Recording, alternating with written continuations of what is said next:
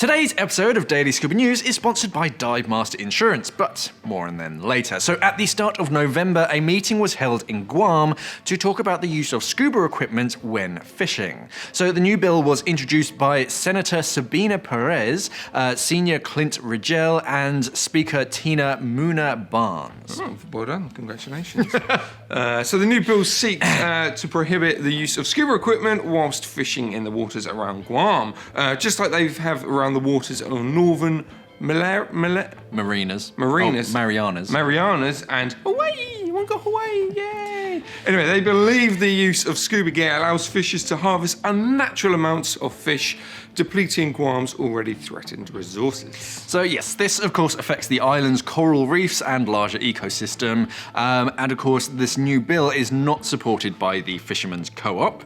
Go figure. Because if it does get approved, it will actually hurt their wallets and of course the families connected with fishing in the area.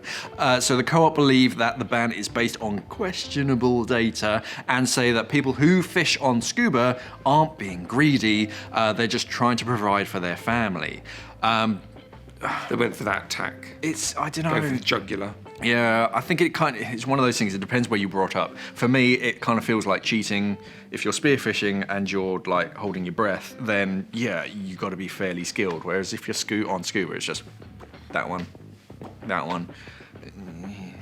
Anyway, before we carry on with the story, here is a word from today's sponsor. Dive Master Insurance is your one-stop shop when it comes to scuba diving insurance. They provide a fast and easy way to book all your travel insurance requirements online, no matter whether you're going on a single trip, extended stay, or are planning an annual multi-trip. Dive Master Insurance has got you covered. Okay, and you can even insure your dive equipment through them as well. So to read more T's and C's and to find out the very best policy for your diving trip and to get your simple no obligation quote, just click on the link pinned in the comments below. Dive Master Insurance, the diving insurance specialists. And I've actually used them before. Yeah, it was very quick and easy. So anyway, let's get back to the story. We're getting pretty good at these ad reads, aren't we? Yeah, man. So okay, yes, the Co-op of course don't want this to happen, but they're more actually in favour for the ban, of Guam's fish population because it's actually declining at an alarming rate and something actually needs to be done about it.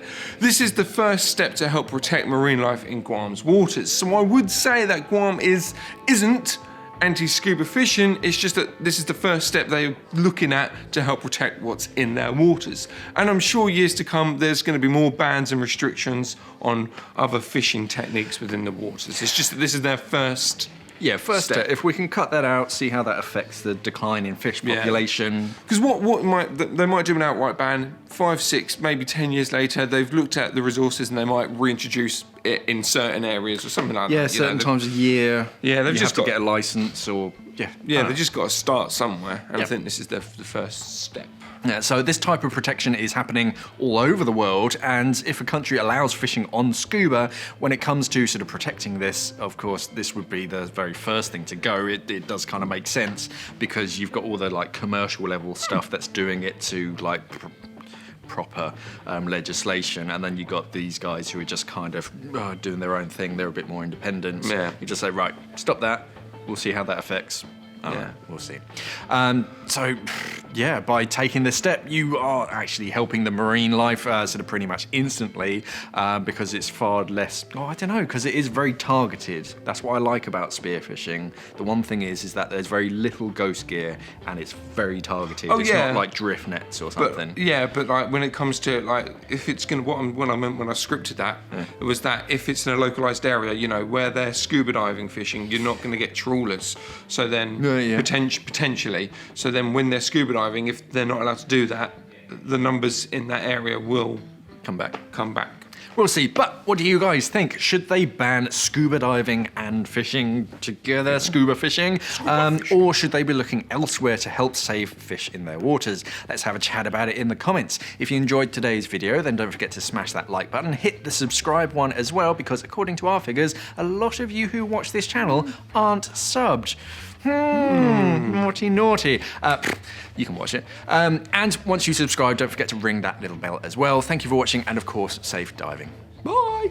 Bye. It's just that, yes, it's important to sort of become a higher level diver, so if something did happen, you could dive solo, you are self-redundant. However, if you have the chance to dive with someone else, then it's always a better option because you're that much safer. And even in free diving, with all